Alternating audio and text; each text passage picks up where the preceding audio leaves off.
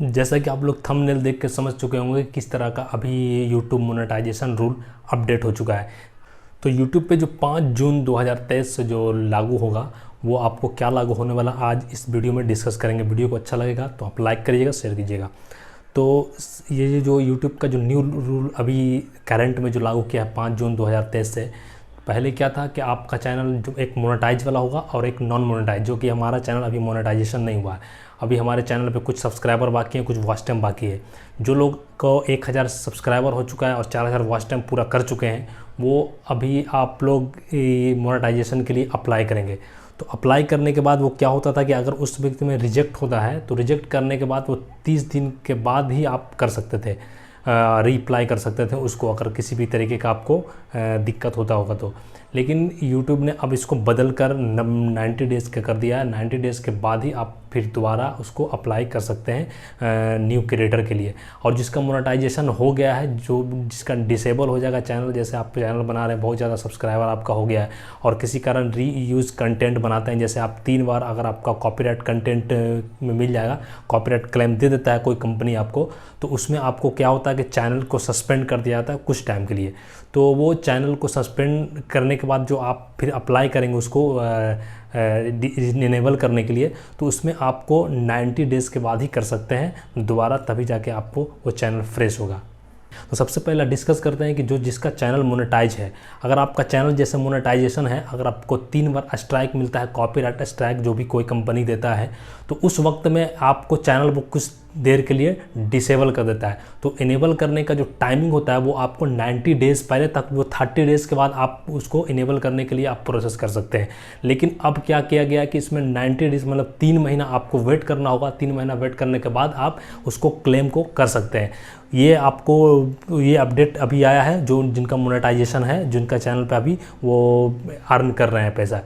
जिनका channel monetization नहीं है, जैसे आपका हम लोगों का चैनल अभी मोनेटाइजेशन नहीं है, अभी 1000 सब्सक्राइबर और वॉच टाइम भी पूरा होने में बाकी है, तो हम लोग चैनल को अगर जैसे रिव्यू में भेजते हैं, जैसे 1000 सब्सक्राइबर पूरा होगा और 4000 वॉच टाइम पूरा होगा, ये 5 जून से पहले का, तो हम जैसे ही रिव्यू में भेजेंगे तो उस वक्त क्या होता है कि हमारा चैनल हो सकता है किसी वजह से हमारा डिसेबल कर दे, मतलब रिजेक्ट कर दे। तो रिजेक्ट करने के बाद हम तो 1 महीना के बाद फिर उसको कर सकते हैं, पहले रूल में था। लेकिन अब ये रूल बदल कर दिया गया 3 महीना, मतलब अगर आप पकड़े जाते हैं किसी भी कंटेंट की, कुछ ज़्यादातर क्लेम आता है रीयूज करने में, किसी का कंटेंट आप यूज करते हैं, किसी का म्यूजिक या किसी का इमेजेस आप यूज करते हैं, तो उस वक्त में आपको वो चैनल को पकड़ा जाता है रिव्यू में। तो रिव्यू में जैसे पकड़े जाएंगे तो उसमें आपको 3 महीना के बाद ही आप फिर से अप्लाई कर सकते हैं। तो ये यूट्यूब की तरफ से सही अपडेट नहीं आया है।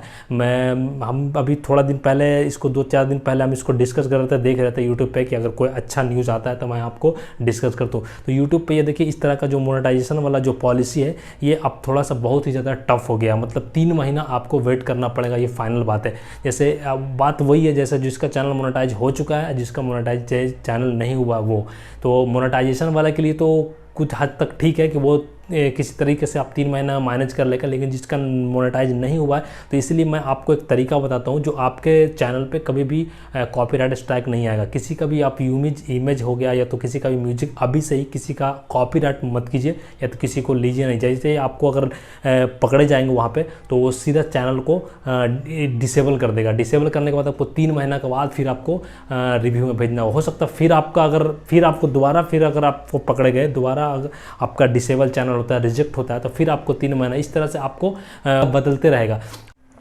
और एक अपडेट और यहाँ पे आया कि जिसका भी चैनल मोनेटाइजेशन था, वहाँ पे ज्वाइन का बटन का जो सिंबल मिलता था उसको, तो वो ज्वाइन बटन में सिंबल मिलने का जो सिस्टम था वो 10,000 के बाद ही मिलता था, स्पॉन्सरशिप जो भी वो कंपनी देता था। तो उसमें अगर आप ज्वाइन बटन को क्लिक करते थे तो ज्वाइन हो जाते थे, मेंबर बनाते थे। तो ज्वाइन वाला अगर आप किसी तरीके से आपको डिसेबल होता है तो फिर से आप यूज करने के लिए अब इसको आप पहले क्या था कि 30 डेज़ में आप उसको रिव्यू के लिए भेज सकते थे कि हमारा चैनल फिर से ज्वाइन बटन का वो इनेबल कर दे। लेकिन नहीं, अब इसको 120 दिन के बाद ही आप कर सकते हैं, मतलब 120 दिन के बाद ही आपको ज्वाइन बटन का वो प्रोसेस होगा। तो यही था थोड़ा बहुत यूट्यूब से रिलेटेड जितना भी मोनेटाइजेशन रूल का। तो ये ठीक तरीके का नहीं है, लेकिन फिर भी आप कंटेंट बनाइए, लेकिन उसमें किसी का भी कॉपीराइट स्ट्राइक वाला काम ना कीजिए तो अच्छा है। क्योंकि अगर आपका चैनल मोनेटाइजेशन किसी तरह से हो भी जाता है तो फिर आपको वो रिजेक्ट कर देगा और सही तरीके से आपका मोनेटाइज नहीं होगा। तो हमारे चैनल